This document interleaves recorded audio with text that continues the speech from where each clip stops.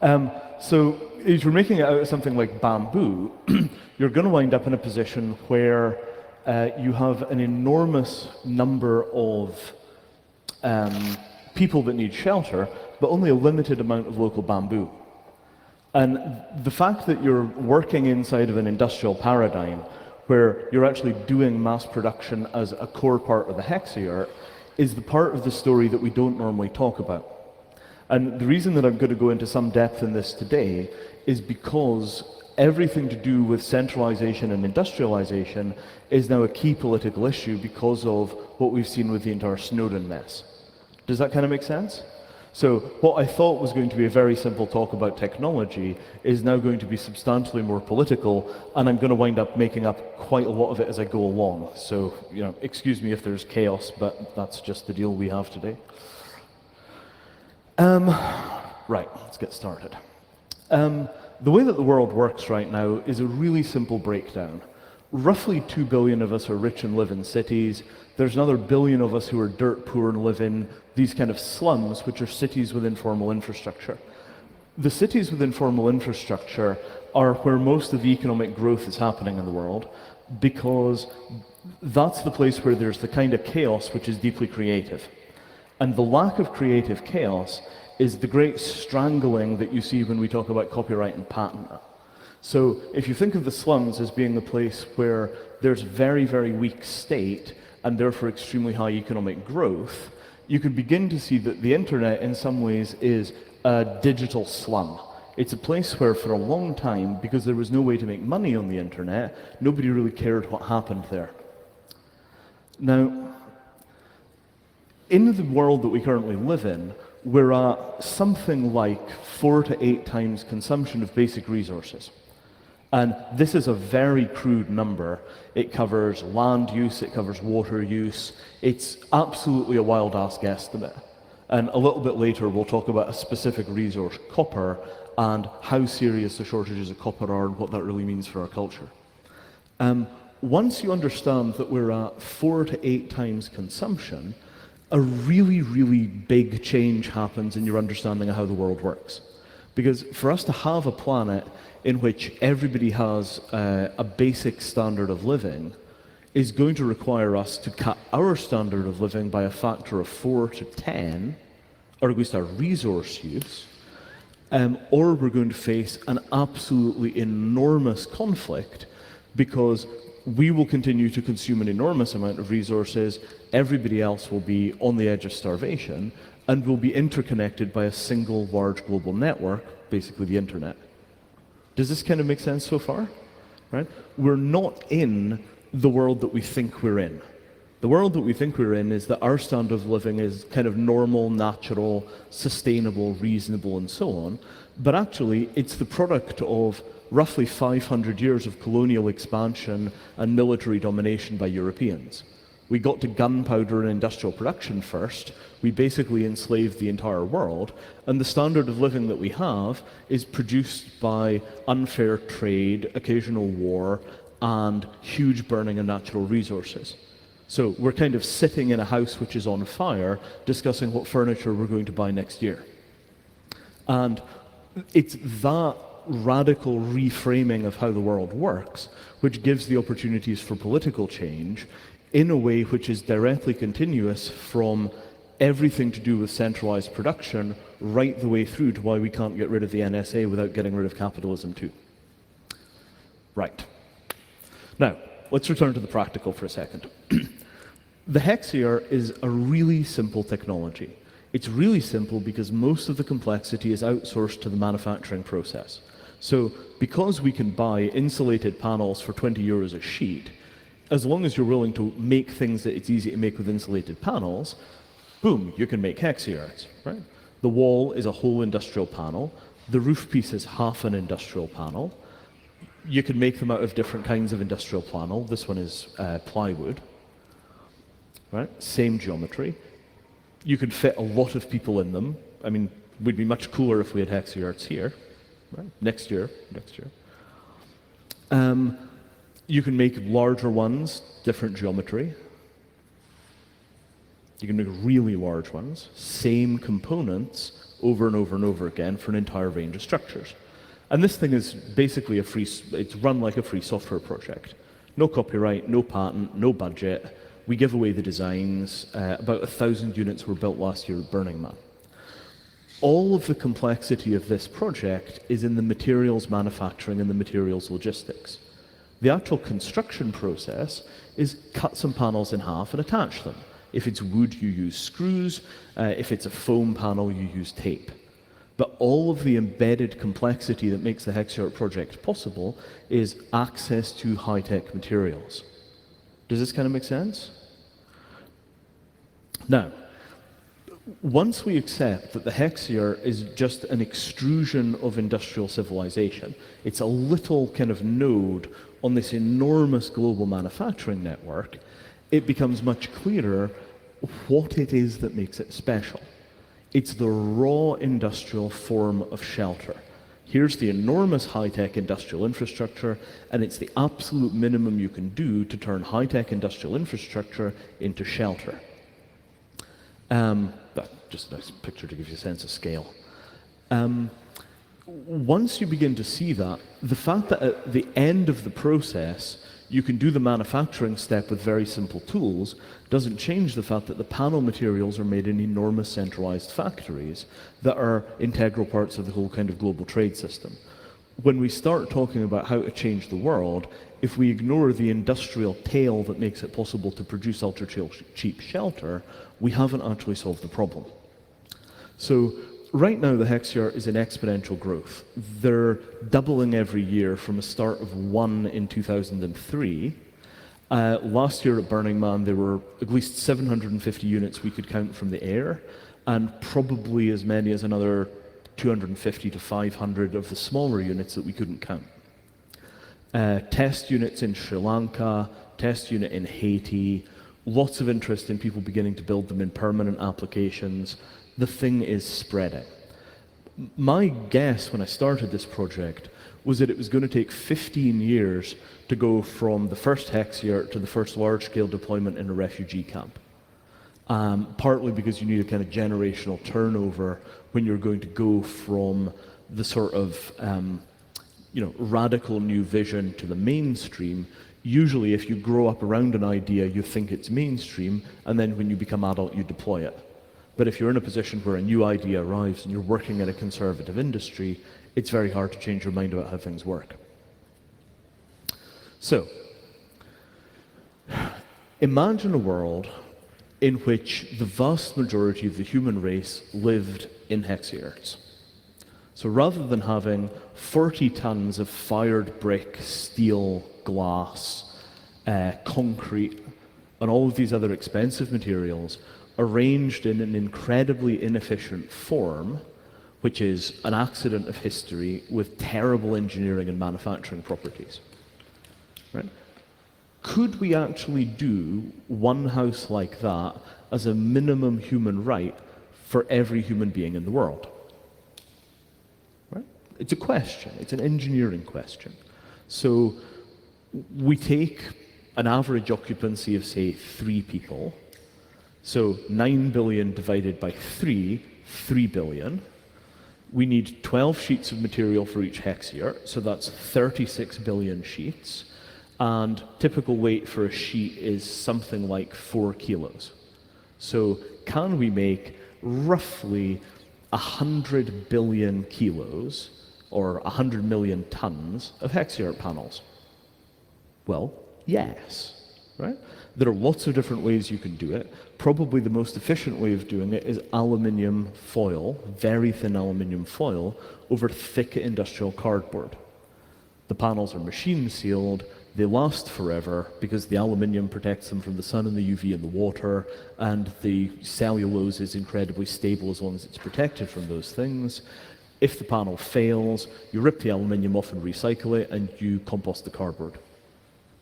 So I don't know of another way that we could produce housing for the entire world. There aren't really enough natural materials to do it in most places. People live in very simple, very primitive mud huts, and they're very uncomfortable, and the standard of living is very low.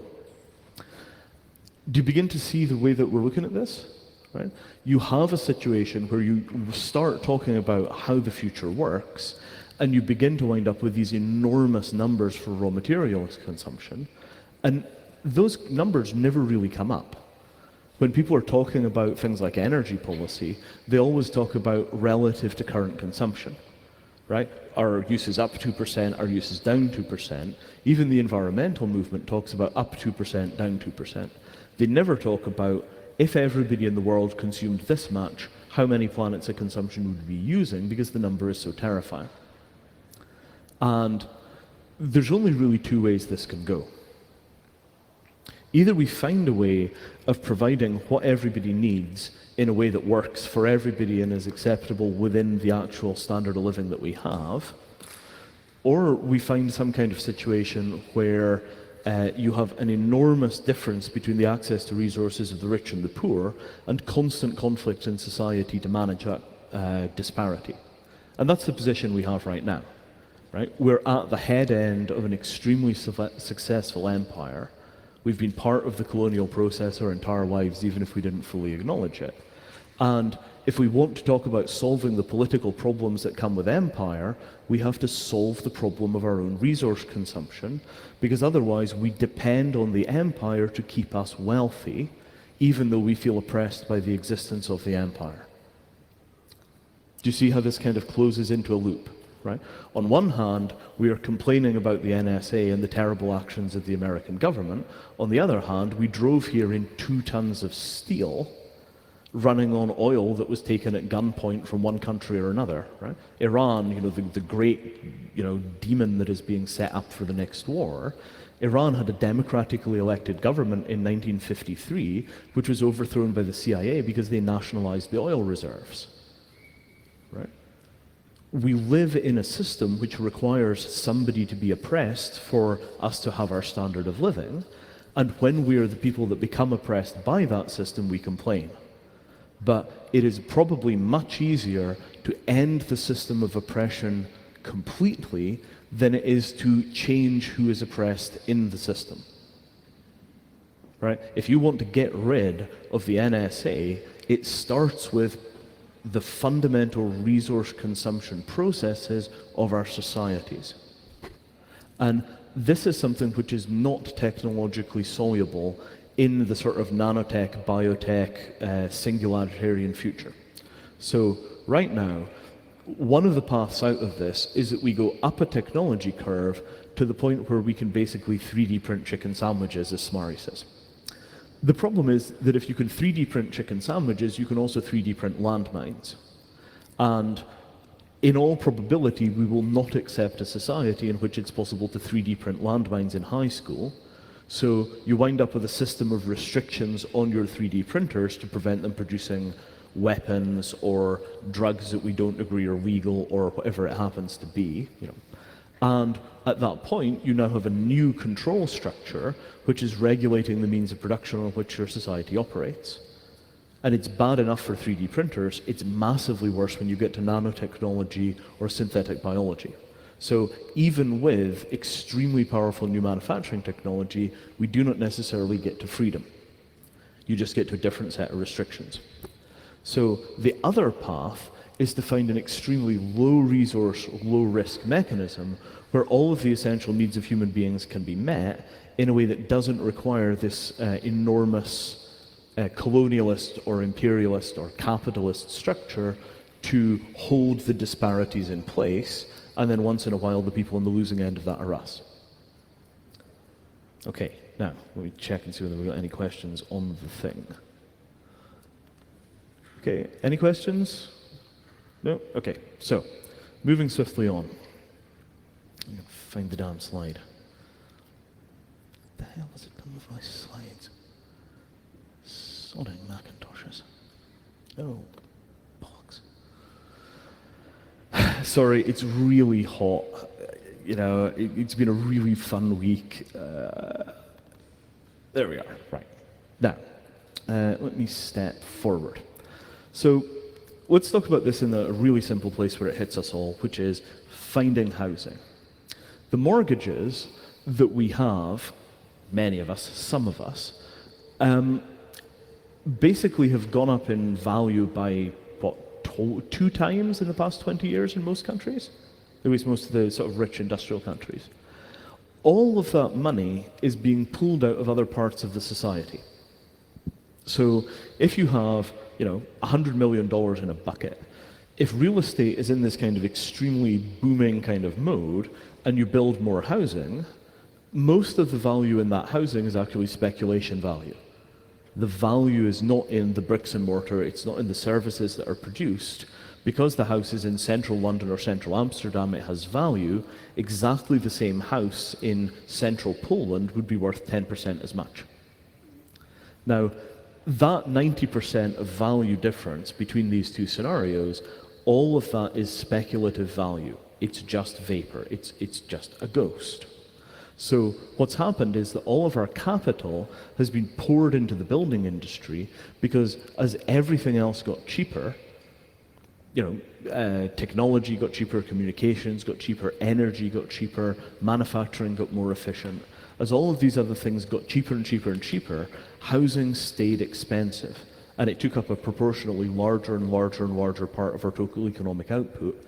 Everything else has been starved for capital for generations, because the housing market was pulling more and more and more of the wealth in society into buildings that were badly engineered and haven't changed in basically 60 years.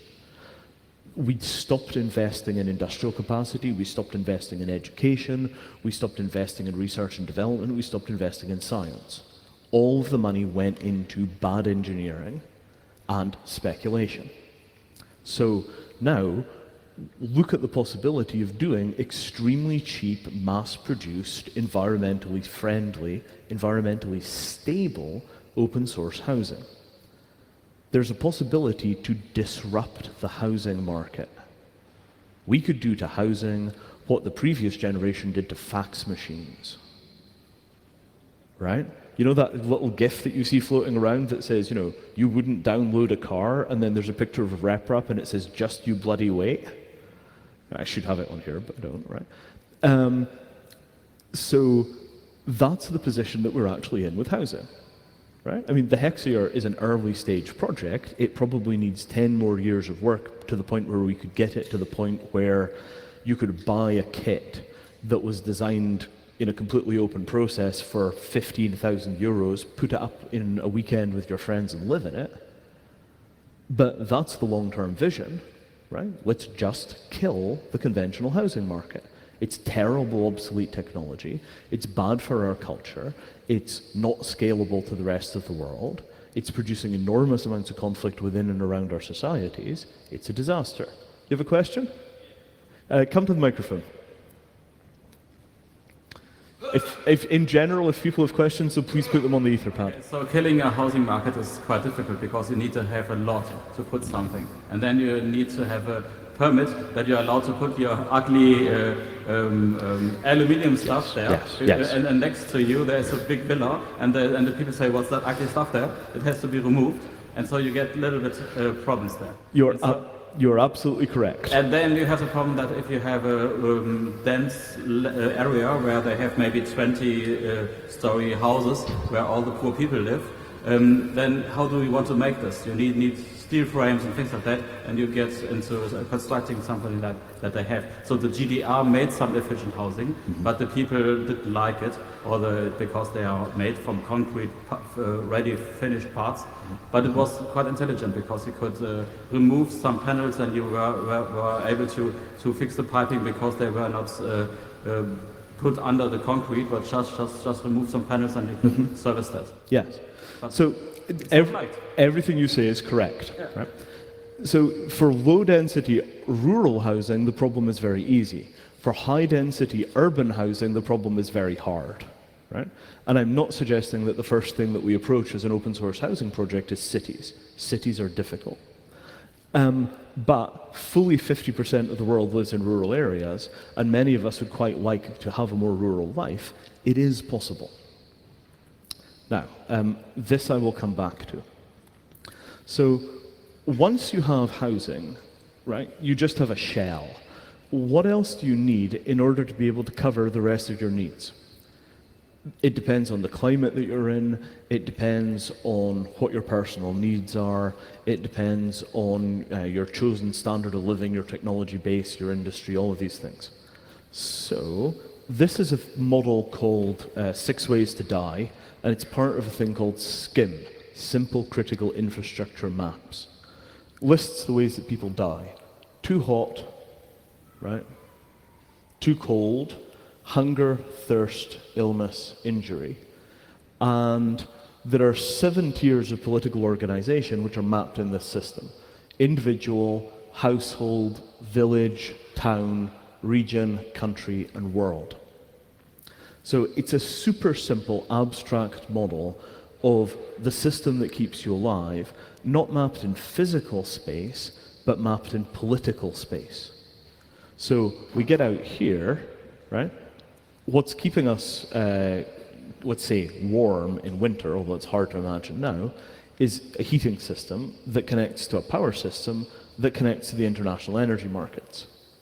So every time you turn on the heating in winter, you're turning on a service that's directly connected to this enormous structure of global capitalism. Right? And then the enormous structure of global capitalism is maintained largely by the force of the American government and to some degree the Europeans and the Chinese. And then their intelligence services protect that status quo from any kind of disruption. You see what I'm saying? It's the closing of the loop between the provision of critical infrastructure and the need for a defense and security service which gets in your lives that is the core tension at the heart of why we don't seem to be able to make real progress against these forces. As long as we are dependent on a system of global oppression to give us cheap natural resources and to maintain the wealth disparity between us and the poor of the world, those systems of oppression serve our basic needs, and as a result, we cannot get free of them. Right? The snake is eating its own tail. And the only way of getting out of this is to get into a position where we are no longer dependent as a culture and as a civilization on the standing means of political oppression for our basic survival needs. Right? The solution to the war in Iraq was to stop driving, but not 1 or 2 of us, all of us. Right? If the Stop the War coalition, rather than having 2 million people go out for 1 day, had simply turned London into an area where cars didn't drive for a year because everybody commuted to work on bicycles, a real message would have been sent. But it's not about sending a message, it's about finding a way of life which doesn't require the NSA to protect the state, to protect us from the people that we're ripping off to make a living. Now, shall we go a little further down the rabbit hole here? Right? How many of you have a computing device which contains components manufactured in China? Right. Now, do Chinese people get to vote? No, not in a substantial way. Do they get to form unions to protect their interests against their employers? No. Do they have first-class protections of their human rights? Do they get to work reasonable hours for reasonable wages? Do they get collective bargaining? No. So we're fighting for free software running on top of hardware produced by slaves. This is exactly the same paradox of the American founding father Thomas Jefferson talking about human liberty while living on a farm where slaves did most of the manual labor. We're in exactly the same position that Jefferson was in. The tools that we are using to talk about liberty are being produced by people who are fundamentally unfree. And this goes right to the heart of our problem. We can no longer trust the hardware because the hardware is produced by the machinery of oppression, which we're attempting to challenge by writing software. And as you all know, you can write the best software in the world, but if it's running on an untrusted hardware platform, really good luck with your privacy and security. How are we going to reclaim electronics manufacturing from non-free states? How do we make sure that every human being involved in the production of your laptop or your cell phone had political freedom and chose to manufacture it, rather than not having political freedom and being forced into it by their government or even by economic pressure. How much do you think it would cost for a fair trade laptop? Right? 5,000 euros? 2,000 euros? We don't know. Do you know about Fairphone? Fairphone is a company that's attempting to produce a fair trade phone. So far it looks like the price is going to be fairly manageable. Yes? Just a moment ago, you spoke about either being forced by their government or by economic pressure. Yes. Is it conceivable that you would ever live in a society where people aren't forced to do things by economic pressure? If I live on my own on a sustainable farm in the middle of nowhere, I am forced to farm to feed myself by the economic pressure of needing to eat. Don't we all choose to work in part of a society where we can sustain ourselves based on the economic pressure of needing resources? So, yes and no. So the distinction here is about the meaning of the word force, which gets into the whole question in libertarian political theory about whether or not economic coercion is still coercion. The question is, at what point will the state deploy violence, or will other people deploy violence to compel your behavior? So if you're in a position where you're compelled by the laws of nature to get up and farm, it's very difficult to change the system in such a way the laws of nature no longer apply to you. But if you're in a position where other human beings are acting by force upon you, you're in a very different situation. Inevitably, this discussion eventually terminates in talking about land rights. And once we start getting into that discussion, we're going to need 3 hours. But as with the question earlier on about cities and urbanization, you cannot get all the way down this path without doing land reform too. Now, I am going to switch to a separate set of slides, assuming this software is going to behave. I've gotten so out of the habit of using Macintoshes I can hardly find the buttons anymore. Right. So, earlier when I mentioned copper. So, the situation with copper is absolutely astonishing. I only figured this stuff out about a month ago, and it just blows my mind. So the total recoverable copper reserve, the economically recoverable copper reserve, is 1 kilogram per human. So in a sustainable society, in fact in any society, if we're all going to consume roughly the same amount of copper, we're going to get about 1 kilogram each.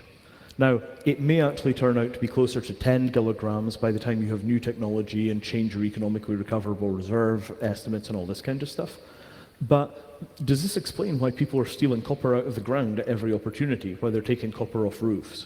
Right? As more and more and more people are joining the global middle classes, the pressure on the planetary supply of copper goes up and up and up. British Telecom apparently is now conceivably worth more as a copper storage facility than it is as a telecom provider. Right? Because at the time, only the very rich countries were mining copper and using it, so we had an enormous concentration of the global copper reserve inside of the UK, which at the time was a dominant imperial power. Now, the rest of the world is beginning to want its share of the copper, and the copper which is in the ground in the UK is not accessible. Right?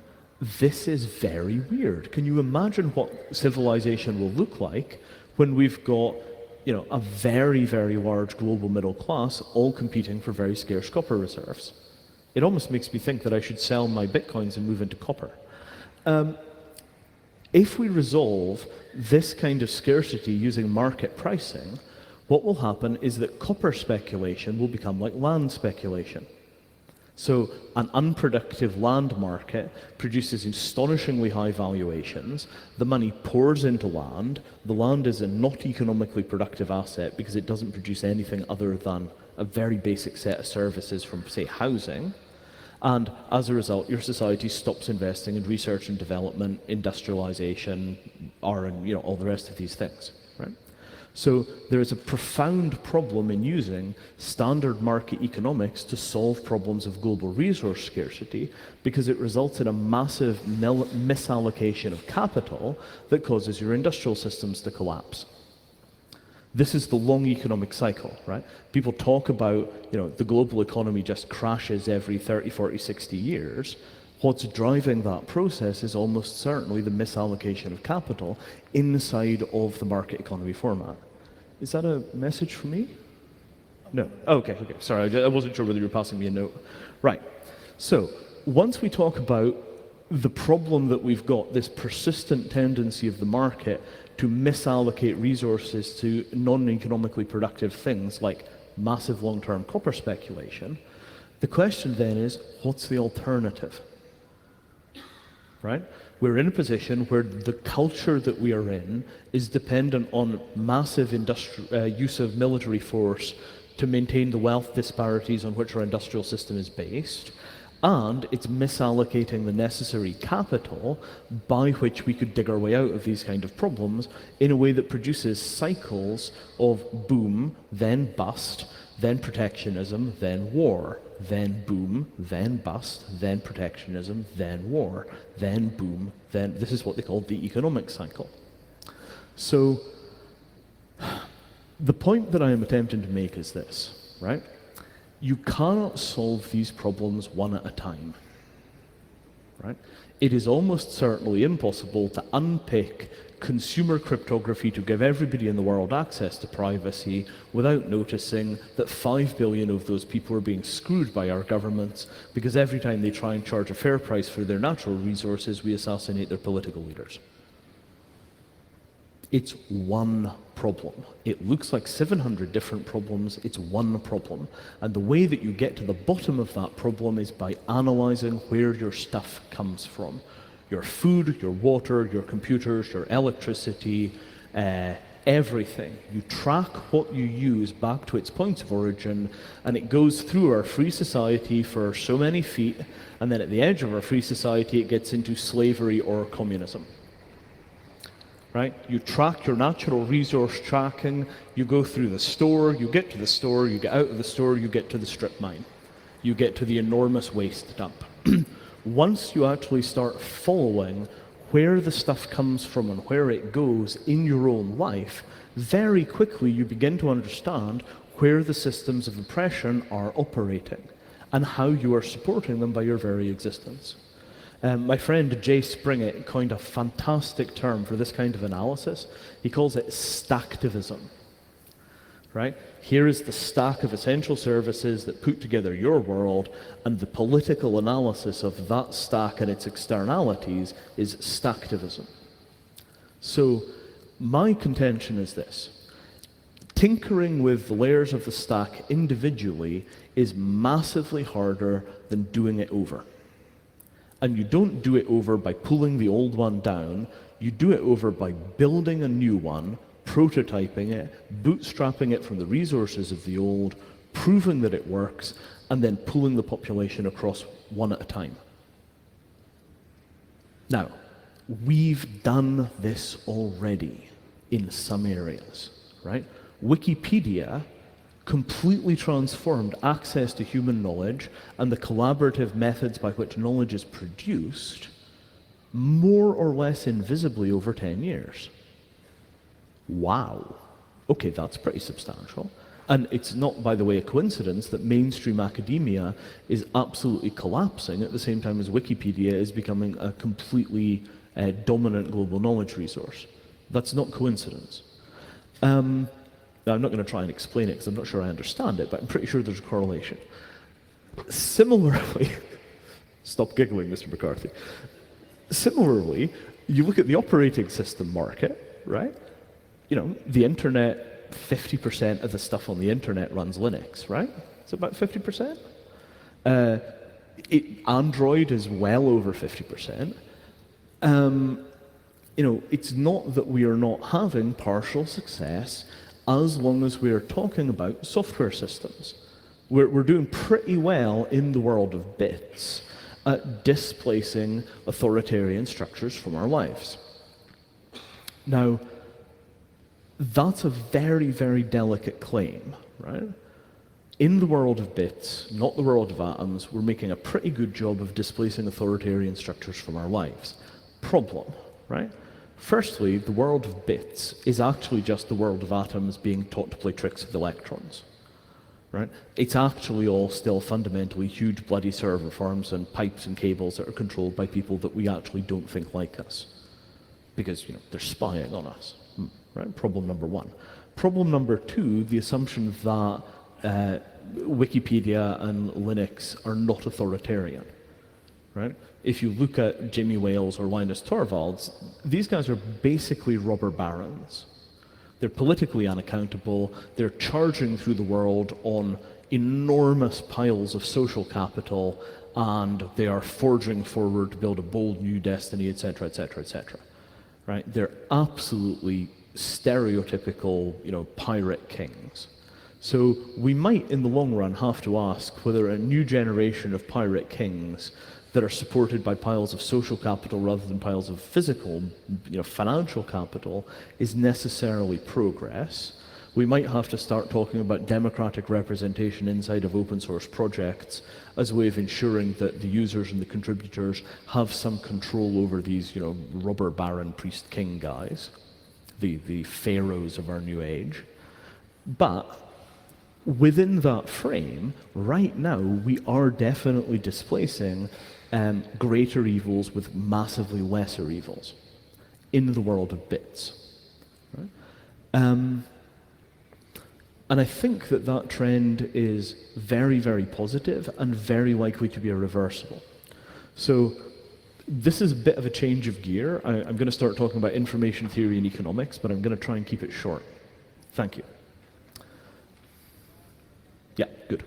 So, in the old feudal system, information and power are concentrated at the top through a feudal hierarchy. Decisions are made, and then information and decisions are pushed back down to all of the people that are actually implementing. Feudalism. Capitalism comes along, and capitalism has a many-to-many marketplace in which information is exchanged through price signaling.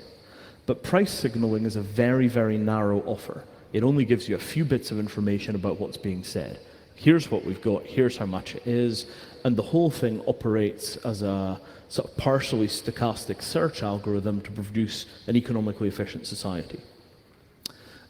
What's interesting about that is that command economies are essentially feudalism with a new heuristic, whereas capitalism is a genuinely new thing.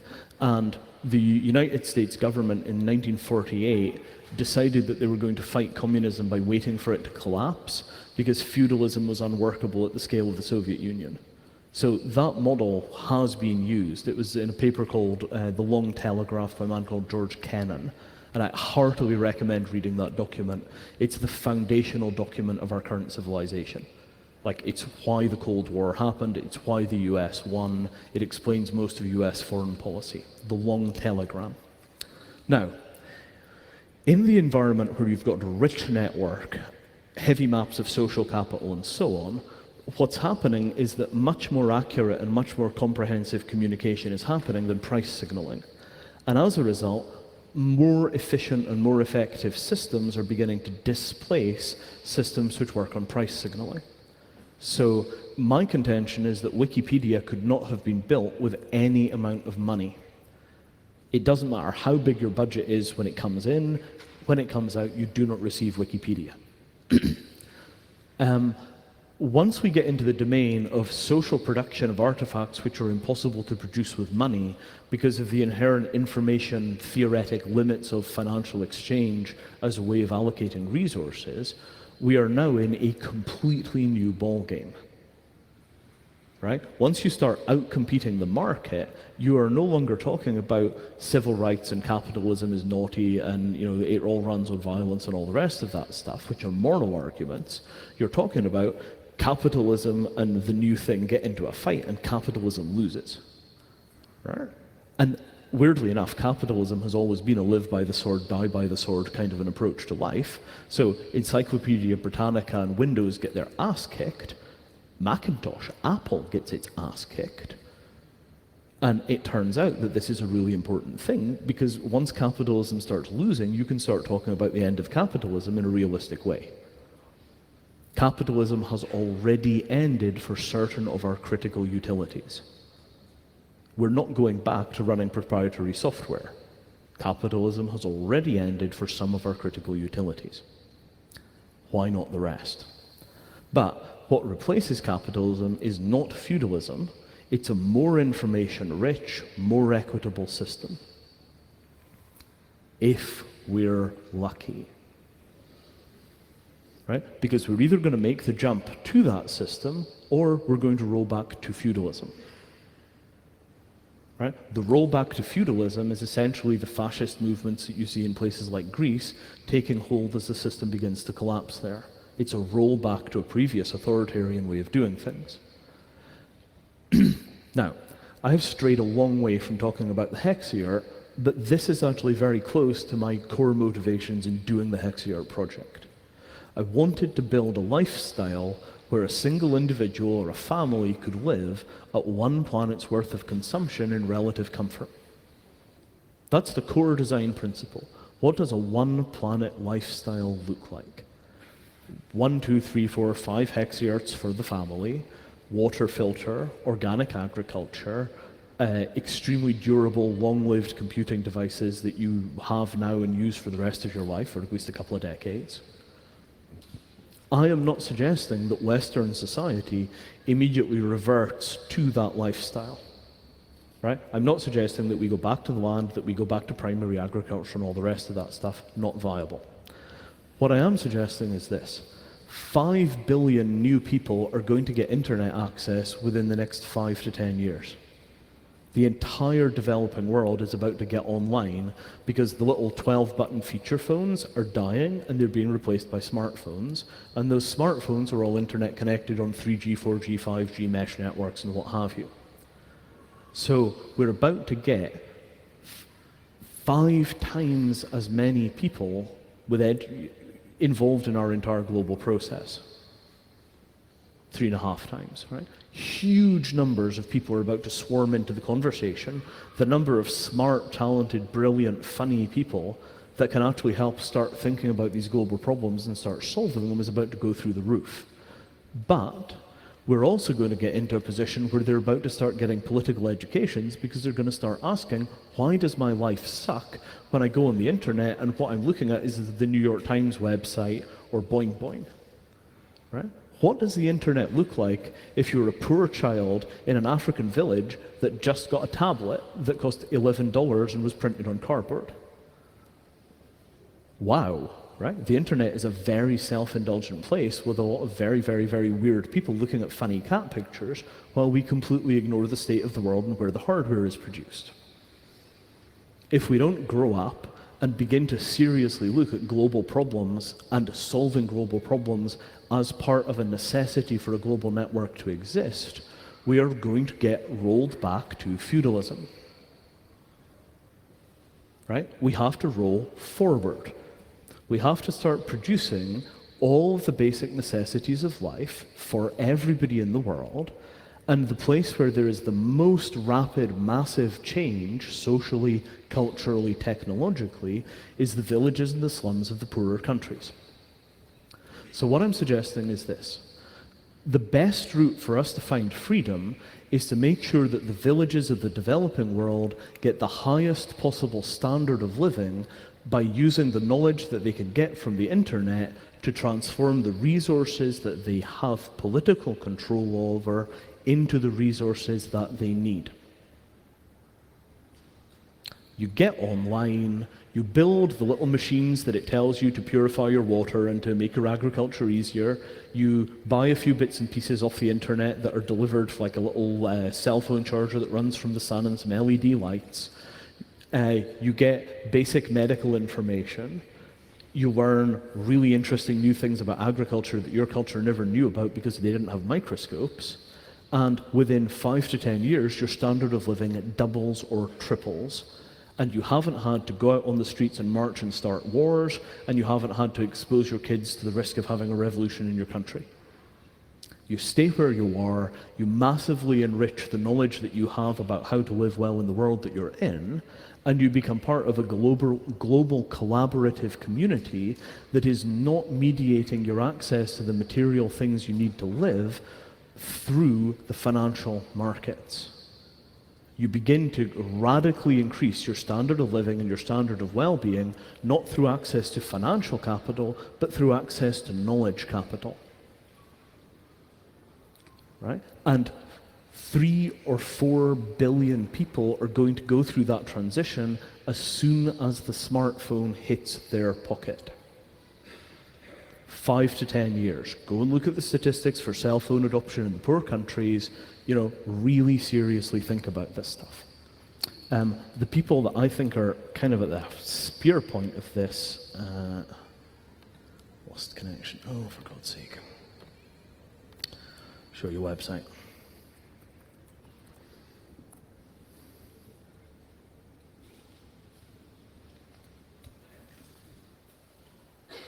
No, maybe that works then. Say again? Apropedia.org. APPROPEDIA.org. I don't know why it's not working. It's on the wrong network. No, it should be fine.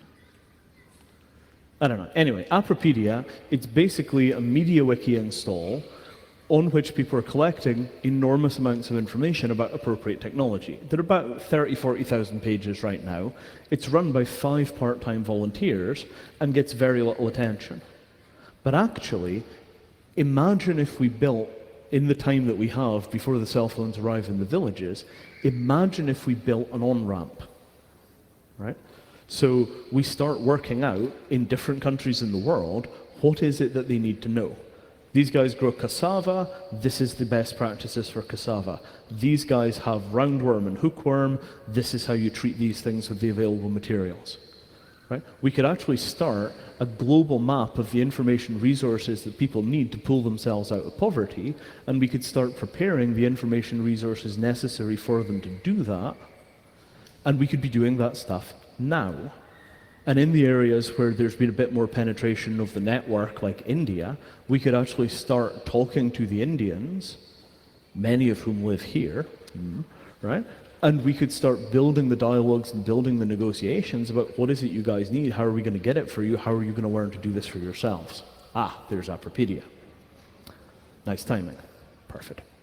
So, right, that's basically my pitch in a nutshell. Right? We could really, really seriously change the entire structure of the world by creating an alternative to market capitalism, and that alternative could take root in all of the poor countries of the world, one village at a time, without putting heavy political pressure on anybody or starting a global war. If it works, we could go there to live in freedom, without having to fight against the governments here, which are slowly fading as the capital markets that they rely on for their existence degrade. Or we could bring those villages and we could build them here and we could live in them ourselves, because most of Europe has plenty of access to land. That's the best I got for you.